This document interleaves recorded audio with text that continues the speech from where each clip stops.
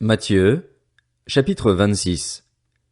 Lorsque Jésus eut fini de donner toutes ces instructions, il dit à ses disciples, « Vous savez que la Pâque a lieu dans 2 jours et que le Fils de l'homme sera arrêté pour être crucifié. » Alors les chefs des prêtres, les spécialistes de la loi et les anciens du peuple se réunirent dans la cour du grand prêtre, appelé Caïphe, et ils décidèrent d'arrêter Jésus par ruse et de le faire mourir.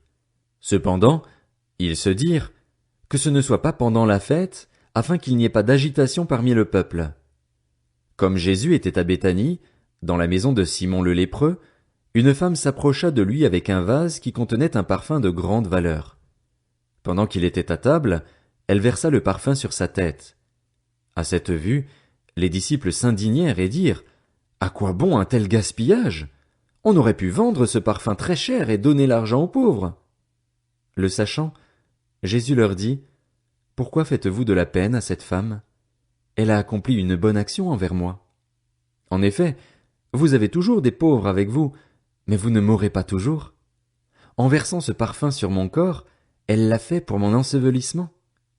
Je vous le dis en vérité, partout où cette bonne nouvelle sera proclamée, dans le monde entier, on racontera aussi en souvenir de cette femme ce qu'elle a fait. » Alors l'un des 12, appelé Judas l'Iscariote, alla vers les chefs des prêtres et dit, « Que voulez-vous me donner pour que je vous livre Jésus? » Ils lui payèrent 30 pièces d'argent.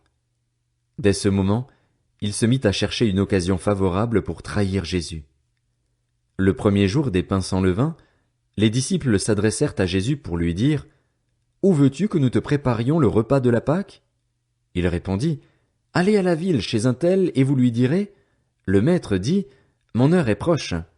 Je célébrerai la Pâque chez toi avec mes disciples. » Les disciples firent ce que Jésus leur avait ordonné et préparèrent la Pâque. Le soir venu, il se mit à table avec les 12. Pendant qu'il mangeait, il dit, « Je vous le dis en vérité, l'un de vous me trahira. » Ils furent profondément attristés et chacun se mit à lui dire, « Est-ce moi, Seigneur? » Il répondit, « Celui qui a mis la main dans le plat avec moi, c'est celui qui me trahira. » Le Fils de l'homme s'en va, conformément à ce qui est écrit à son sujet, mais malheur à l'homme par qui le Fils de l'homme est trahi. Mieux vaudrait pour cet homme qu'il ne soit pas né. Judas, celui qui le trahissait, prit la parole et dit, « Est-ce moi, Maître? » Jésus lui répondit, « Tu le dis. » Pendant qu'il mangeait, Jésus prit du pain et prononça la prière de bénédiction, puis il le rompit et le donna aux disciples en disant, « Prenez, mangez, ceci est mon corps. » Il prit ensuite une coupe et remercia Dieu, puis il la leur donna en disant, « Buvez-en tous, car ceci est mon sang, le sang de la nouvelle alliance, qui est versé pour beaucoup, pour le pardon des péchés. Je vous le dis, je ne boirai plus désormais de ce fruit de la vigne, jusqu'au jour où je le boirai nouveau avec vous dans le royaume de mon Père. » Après avoir chanté les psaumes, ils se rendirent au mont des Oliviers. Alors Jésus leur dit, « Vous trébucherez tous, cette nuit, à cause de moi, car il est écrit, « Je frapperai le berger et les brebis du troupeau seront dispersées. » Mais, après ma résurrection, je vous précéderai en Galilée. Pierre prit la parole et lui dit, « Même si tous trébuchent à cause de toi, ce ne sera jamais mon cas. » Jésus lui dit, « Je te le dis en vérité, cette nuit même, avant que le coq chante, 3 fois tu me renieras. » Pierre lui répondit, « Même s'il me faut mourir avec toi, je ne te renierai pas. » Et tous les disciples dirent la même chose. Là-dessus, Jésus se rendit avec eux dans un endroit appelé Gethsémané et il dit aux disciples, « Asseyez-vous ici pendant que je m'éloignerai pour prier. » Il prit avec lui Pierre et les 2 fils de Zébédée et il commença à être saisi de tristesse et d'angoisse. Il leur dit alors, « Mon âme est triste à en mourir. Restez ici, et veillez avec moi. » Puis il avança de quelques pas, se jeta le visage contre terre et fit cette prière. « Mon Père, si cela est possible, que cette coupe s'éloigne de moi.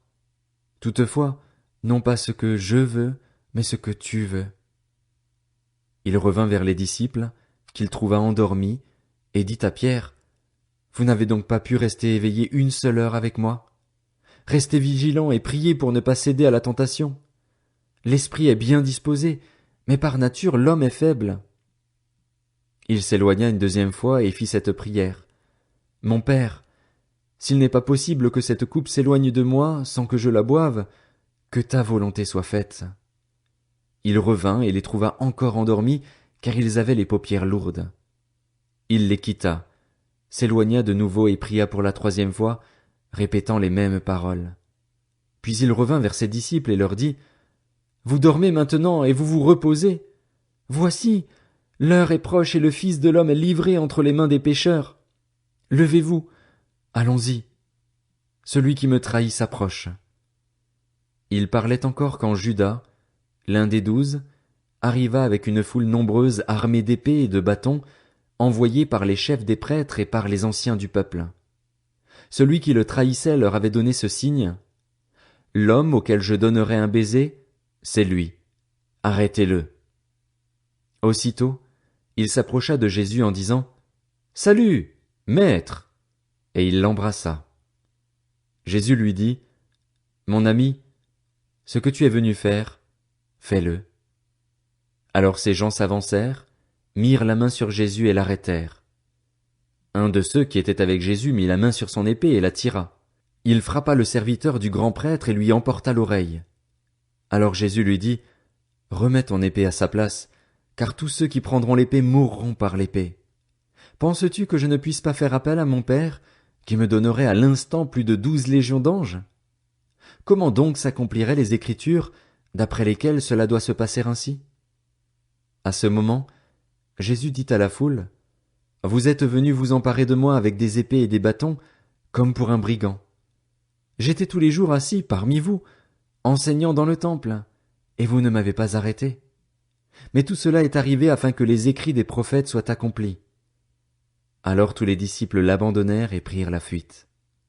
Ceux qui avaient arrêté Jésus l'emmenèrent chez le grand prêtre Caïphe, où les spécialistes de la loi et les anciens étaient rassemblés. Pierre le suivit de loin jusqu'à la cour du grand prêtre, y entra et s'assit avec les serviteurs pour voir comment cela finirait. Les chefs des prêtres, les anciens et tout le Sanhédrin cherchaient un faux témoignage contre Jésus afin de le faire mourir, mais ils n'en trouvèrent pas, quoique beaucoup de faux témoins se soient présentés. Enfin, il en vint 2 qui dirent, « Celui-ci a dit, je peux détruire le temple de Dieu et le reconstruire en 3 jours. » Le grand prêtre se leva et lui dit, « Ne réponds-tu rien?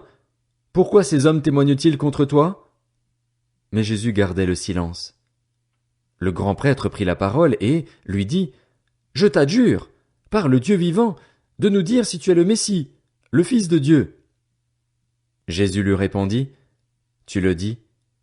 De plus, je vous le déclare, vous verrez désormais le Fils de l'homme assis à la droite du Tout-Puissant et venant sur les nuées du ciel. » Alors le grand prêtre déchira ses vêtements en disant, « Il a blasphémé! Qu'avons-nous encore besoin de témoins? Vous venez d'entendre son blasphème. Qu'en pensez-vous? » Ils répondirent, « Il mérite la mort. » Là-dessus, ils lui crachèrent au visage et le frappèrent à coups de poing. Certains lui donnaient des gifles en disant, « Christ, prophétise-nous qui t'a frappé. » Or Pierre était assis dehors dans la cour. Une servante s'approcha de lui et dit, « Toi aussi, tu étais avec Jésus le Galiléen. » Mais il le nia devant tous en disant, « Je ne sais pas ce que tu veux dire. » Comme il se dirigeait vers la porte, une autre servante le vit et dit à ceux qui se trouvaient là, « Cet homme aussi était avec Jésus de Nazareth. » Il le nia de nouveau, avec serment, « Je ne connais pas cet homme. » Peu après, ceux qui étaient là s'approchèrent et dirent à Pierre, « Certainement, toi aussi tu fais partie de ces gens-là, car ton langage te fait reconnaître. » Alors il se mit à jurer en lançant des malédictions. « Je ne connais pas cet homme. » Aussitôt un coq chanta. Pierre se souvint alors de ce que Jésus lui avait dit, « Avant que le coq chante, tu me renieras 3 fois. » Il sortit et pleura amèrement.